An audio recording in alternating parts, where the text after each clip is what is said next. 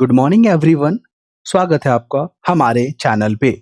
आज है 13 अगस्त 2025।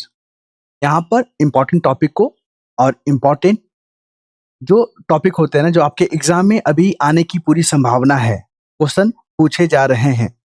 अभी हाल में जितना भी एग्जाम हुआ ना, चाहे यूपीएससी का सीएपीएफ देख लीजिए, यहाँ पे बिहार का सिविल कोड देख लीजिए, फील्ड असिस्टेंट देख लीजिए, ठीक है, यूपीएससी का यूपीपीसीएस का आरओ देख लीजिए। जितने भी करंट अफेयर पूछे गए हैं ना, जो हम लोग डिस्कस कर रहे हैं, जो हम लोग पढ़ रहे हैं ना, वही क्वेश्चन डायरेक्ट पूछ रहा है। और वही चीज को पूछ रहा है जो हम लोग हाईलाइट करते हैं, ठीक है। जैसे कि अभी आपने देखा था कि फाइट का जो जूनियर जो वर्ल्ड कप हुआ था, जो डी गोगेस जीते थे, तो उसका ओपोनेंट कौन थे, उसका नाम पूछ रहा है, जो हम लोग डिस्कस कर रहे हैं, ठीक है। और हाँ, ये जो आप पीडीएफ देख रहे हैं, अगर आप इसको प्राप्त करना चाहते हैं तो एक छोटी सी प्रक्रिया है, उसको फॉलो प्लीज कीजिएगा, क्योंकि हमारे पास रिक्वेस्ट जो है ना काफी आ गया है और वो लोग प्रक्रिया को फॉलो नहीं किए, इसलिए मैंने उनको रोक रोक दिया अभी, ठीक है। लगभग हमारे जो ग्रुप है ना, 150 से 200 के बीच में संख्या है अभी वर्तमान में, और जो लोग जुड़े हैं ना, उनको लाभ मिल रहा है, उनको ही पता होगा। क्लियर है? और ऐसा हमने प्रक्रिया इसलिए किया है ना, लोग पूछ रहे हैं कि ऐसा क्यों किया आपने? इसके पीछे का कारण ये है कि बहुत सारे जो है ना ग्रुप ज्वाइन करते थे, फिर छोड़ के चले जाते थे, ठीक है? तो उनको रोकने के लिए आप लोग सोच समझ के ही ग्रुप को ज्वाइन करना है आप लोग को, ठीक है? ताकि इस तरह का जो है प्रक्रिया, इस तरह का जो देखने को मिल रहा है गतिविधियां, रोका जा सके उसको। नेक्स्ट मूव करते हैं हम लोग। हमारा मेंस कोर्स भी चल रहा है 71 का।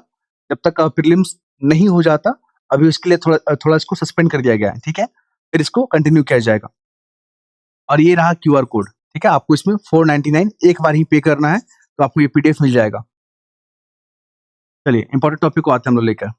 सबसे पहले यहाँ पर देख लीजिए, बिहार अभी न्यूज में चल रहा है, चुनाव आयोग न्यूज में चल रहा है। मेंस में चुनाव आयोग को लेकर क्वेश्चन पूछेगा, प्रीलिम्स में तो पूछ ही रहा है, मेंस के लिए भी इंपॉर्टेंट है कि निर्वाचन आयोग की क्या भूमिका होता है चुनाव करवाने को लेकर, ठीक है। निर्वाचन आयोग के जो प्रमुख होते हैं, उसके जो अध्यक्ष होते हैं और उनके जो मेंबर होते हैं, उनका सिलेक्शन कैसे होता है, अभी निर्वाचन आयोग न्यूज में क्यों चल रहा है, उन पे क्या आरोप लग रहे हैं, ये सब क्वेश्चन मेंस का टॉपिक है, ठीक है, ध्यान रखिएगा। पहले जो आपको प्रीलिम्स के लिए बता देते हैं, निर्वाचन आयोग आर्टिकल 324 क्वेश्चन पूछा गया है। और इनके जो मुख्य होते हैं ना निर्वाचन आयुक्त, उनका अपॉइंटमेंट कैसे होता है, तो एक पैनल बनता है, पैनल में जो है प्रधानमंत्री भी शामिल होते हैं, लोकसभा के अपोजिशन लीडर होते हैं, ठीक है, और एक कैबिनेट स्तर के मंत्री होते हैं। तो 3 लोग का एक पैनल होता है, जिस नाम को सिफारिश करते हैं, राष्ट्रपति उनको अपॉइंट करते हैं। एसआईआर का फुल फॉर्म याद रखिएगा। ये स्पेशल जो पुनरीक्षण जो प्रक्रिया है ना, उसके कारण काफी न्यूज में चल रहा है। बिहार में 7.9 करोड़ जो है ना मतदाता है, ये भी याद रखेंगे आप। और अभी जो है ना सुप्रीम कोर्ट में ये मामला चल रहा है कि बहुत सारे जो हैं बिहार में रहने वाले, जिनके पास डॉक्यूमेंट नहीं है, लेकिन उनको बिहार का नागरिकता माना जाए। तो सुप्रीम कोर्ट ने कहा कि ऐसा नहीं चलेगा। अगर आप बिहार, आपके कहने का मतलब है कि जो लोग बिहार में रह रहे हैं और उनके पास कोई डॉक्यूमेंट नहीं है, तो क्या उनको नागरिक मान लिया जाए भारत का? नहीं ना। तो यही सब दलील चल रहा था। तो जो मैंने पॉइंट और सर्कल किया है ना, उसको ध्यान रखिएगा। ये जस्टिस वर्मा, आपको पता है ना, ये हाई कोर्ट के जज हैं, तो इनको हटाने की प्रक्रिया जो है ना संसद के माध्यम से शुरू होता है। ध्यान रखिएगा, क्वेश्चन आने वाला है। आर्टिकल 217, 218 याद रखिएगा। क्यों पढ़ रहे हैं हम लोग 217, 18? क्योंकि आपसे पूछेगा कि जो आर्टिकल है ना, वो हाईकोर्ट की जज को हटाने से जुड़ा हुआ ये प्रावधान है, ध्यान रखिएगा। और अभी 3 मेंबर का कमिटी बना है, इन पे जांच करेगा। उसमें 3 मेंबर कौन कौन है? अरविंद कुमार, न्यायाधीश अरविंद कुमार, मनिंद्र मोहन, और कौन है? आचार्य शामिल हैं। अगर आप पूरा नाम याद नहीं रख पाते हैं, तो इनका एक-एक वर्ड याद रख लीजिएगा, ताकि ऑप्शन दिखे तो आप वहाँ पे क्लिक कर सको। अभी देखिए, श्रेष्ठ योजना अभी चल रहा है न्यूज़ में। आपसे यही पूछेगा कि श्रेष्ठ योजना क्या है? किस मंत्रालय के द्वारा शुरू किया गया है? तो आपको बता दें, जो हम लोग दवा या मेडिसिन खाते हैं ना, उसकी क्वालिटी मेंटेन हो। तो राज्य का अपना एक मानक होता है, तो उसको निगरानी करने के लिए श्रेष्ठ योजना लाया गया है केंद्र सरकार के द्वारा। ध्यान रखिएगा। फिर आइए यहाँ पे बात करेंगे। अभी पूरा दुनिया अस्थिरता के माहौल में जी रहा है। आप एक तरफ टैरिफ देख रहे हैं, दूसरी तरफ युद्ध देख रहे हैं, रसिया यूक्रेन, इजराइल हमास, ठीक है, ईरान इजराइल के बीच में, भारत पाकिस्तान के बीच में तनाव, अमेरिका और भारत के बीच में तनाव देखने को मिल रहा है। तो पूरा का पूरा अस्थिरता बना हुआ है वैश्विक माहौल, और इसका प्रभाव जो है ना हर देश में देखने को मिलेगा ही। अगर 2 देश के बीच में लड़ाई हो रहा है ना, तो थर्ड देश में भी इसका प्रभाव पड़ेगा, क्योंकि ग्लोबलाइजेशन का दौर है। क्लियर? इसको ध्यान में रखिएगा। तो यहाँ पे जो इज़राइल जो हमला किया है गाज़ा पट्टी में, गाज़ा पे जो हमला किया है, ठीक है? और कंटिन्यू किए जा रहा है, जैसे कि अस्पताल पे हमला कर दे रहा है, स्कूल पे हमला कर दे रहा है, वो शिविर जो शरण है वहाँ पे हमला कर दे रहा है, जहाँ पे महिलाएँ, बच्चे, बुजुर्ग शरण लिए हुए हैं, वहाँ पे हमला कर रहा है। वहाँ की बुनियादी ढाँचा को खराब कर रहा है, वहाँ पे जो नागरिक हैं उनको सुविधा नहीं मिल पा रहा है, भुखमरी हो रहा है वहाँ पे, मानवीय संकट देखने को मिल रहा है। तो यहाँ पे इज़राइल के बारे में कहा जा रहा है लेखक के द्वारा कि ये जो है ना, एक जो अंतर्राष्ट्रीय जो मापदंड होता है उसको फ़ॉलो नहीं कर रहा बल्कि एक अपराध जो है ना बल्कि एक जो है ना अपराधी की तरह बिहेव कर रहा है इज़राइल, ऐसा यहाँ पे कहने को और पढ़ने को मिल रहा है, ध्यान रखिएगा। तो इज़राइल का मैपिंग हमने आपको बताया था ना, कि इज़राइल किन-किन देश के साथ सीमा साझा करता है उसको ध्यान में रखिएगा। अब आते हैं यहाँ पे वायु प्रदूषण। देखिए, पूरा आर्टिकल पढ़िएगा ना, तो आप बोर हो जाइएगा। तो आपको बता दें मेंस में कैसे क्वेश्चन पूछेगा आपसे। वायु प्रदूषण से आप क्या समझते हैं? और ये दिल्ली को कैसे प्रदूषित कर रहा है? पहला क्वेश्चन। दूसरा पूछेगा कि वायु प्रदूषण क्या है? और 2.5 में वायु प्रदूषण है, वहाँ की अर्थव्यवस्था को कैसे नुकसान पहुँच रहा है? वहाँ की स्वास्थ्य को कैसे प्रभाव कर रहा है? वहाँ के पर्यावरण को कैसे नुकसान पहुँच रहा है? ये जो है ना मेंस का टॉपिक है, ध्यान रखिएगा। वायु प्रदूषण को त्रि-आयामी समस्या कहा गया है क्योंकि ये अर्थव्यवस्था, पर्यावरण और ये स्वास्थ्य को प्रभावित करता है। इसमें आप देखोगे ना तो मानव गतिविधियाँ, जलवायु परिवर्तन, अनिश्चित वर्षा, निर्माण गतिविधियाँ इन्वॉल्व है। स्वास्थ्य की अगर बात करें तो छोटे-छोटे जो पार्टिकल है ना, वो हवा में घुस के हवा को दूषित कर रहे हैं, जल में घुस के जल को दूषित कर रहे हैं, ठीक है? शरीर में घुस के शरीर को इफ़ेक्ट कर रहे हैं। ये सब चीज़ देखने को मिलता है। कैनरी द्वीप कहाँ पे है? स्पेन में है, इसको याद रखिएगा, क्वेश्चन पूछा जाता है। ओके? तो वायु प्रदूषण से जुड़ा हुआ जो नीतियाँ भी बनाया गया है, जैसे राष्ट्रीय स्वच्छ वायु कार्यक्रम, लेकिन बना हुआ है, लेकिन अच्छे से लागू नहीं हो पा रहा है। आप देखोगे पारदर्शिता और पारदर्शिता और क्रियान्वयन को लेकर भी विवादित रहता है। ये भी सही से काम नहीं हो पाता है, ठीक है? ध्यान रखेंगे आप लोग। फिर यहाँ पर बात करेंगे आधुनिकता के बारे में, ग्लोबलाइज़ेशन के बारे में।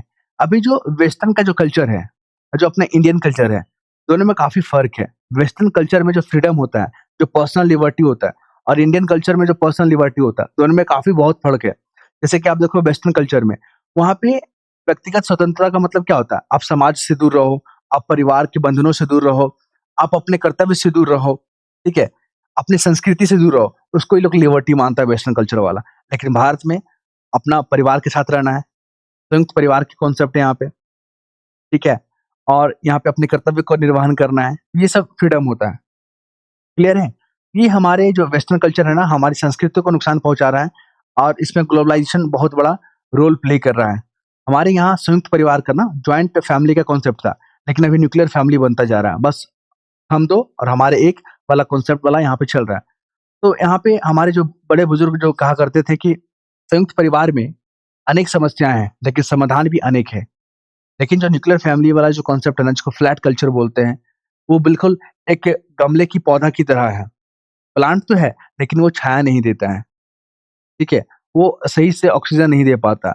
लेकिन जो संयुक्त परिवार होता है ना, जॉइंट फैमिली, वो एक बहुत बड़े वृक्ष की तरह जो बरगद और पीपल के जो वृक्ष दिखते हैं ना बड़े-बड़े, उसके भाँति कार्य करता है। तो यहाँ पे जो आपको टॉपिक होता है ना, क्या? एसए पेपर वाला, वहाँ पे बात करेगा, ठीक है? कि जो वेस्टर्न कल्चर की जो संस्कृति है, वो हमारी संस्कृति को कैसे नुकसान पहुँच रहा है, उस पे आप जो है ना प्रकाश डालें या उस पे ऐसे लिखें, ठीक? चलिए, यहाँ पर बात क देखिए हमारे इंडियन कल्चर में भी कुछ जो है ना यहाँ पे कुरीतियाँ रहा है, कुछ सामाजिक चुनौती रहा है। तो हमारे जो सुधारक थे, उन्होंने उन चुनौतियों को दूर करने का प्रयास किया, ना कि भारतीयता का जो तत्व है, जो नैतिकता है, उसको कभी भी जो है हमला नहीं किया है। जैसे हमारे स्वामी विवेकानंद, उन्होंने कहा कि जो कल्चर होता है ना, वो किसी देश की आत्मा होता है। अगर कल्चर ही नहीं रहेगा, संस्कृति ही नहीं रहेगा, तो फिर वो शरीर का कोई मोल नहीं रह जाता है। यहाँ पर बात करेंगे यहाँ पे स्टेम को लेकर STEM साइंस, टेक, इंजीनियरिंग और मैथमेटिक्स। ये क्वेश्चन जो है बीपीएससी 70 में क्वेश्चन पूछा गया है कि स्टेम से आप क्या समझते हैं और भारतीय अर्थव्यवस्था को ये कैसे फायदा पहुंचाता है। तो यहाँ पर जो है ना आपको जवाब मिल जाएगा, यहाँ पर पढ़िएगा अच्छे से। अभी भारत सरकार ने जो है ना एक वन नेशन वन सब्सक्रिप्शन योजना लाया है। इसका क्या उद्देश्य है? आपको भी इसका जवाब मिल जाएगा इसको पढ़िएगा तो। भारत ने जो है ना जो चंद्रमा है, सॉरी हाँ, चंद्रमा का जो साउथ पोल वाला एरिया है, वहाँ पे सॉफ्ट लैंडिंग करके पहला देश बना है। इसको भी याद रखेंगे, ये क्वेश्चन आपसे पूछेगा।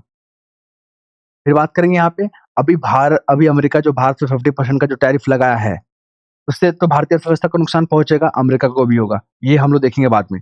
लेकिन आपको बता दें, जो हम लोग प्रोडक्ट को इंडिया कहाँ? अमेरिका में एक्सपोर्ट करते थे ना, तो हम लोग वैकल्पिक मार्केट ढूँढ रहे हैं। आप देखोगे अभी हमने ब्रिटेन के साथ क्या किया है? फ्री ट्रेड एग्रीमेंट किया है। कहाँ पे? लंदन में साइन किया है 24 जुलाई को। ये डेट याद रखिएगा, आने वाले एग्ज़ाम के लिए बहुत इंपॉर्टेंट है। अभी आप 71 बीपीएससी दोगे, यूपी पीसीएस दोगे, है ना?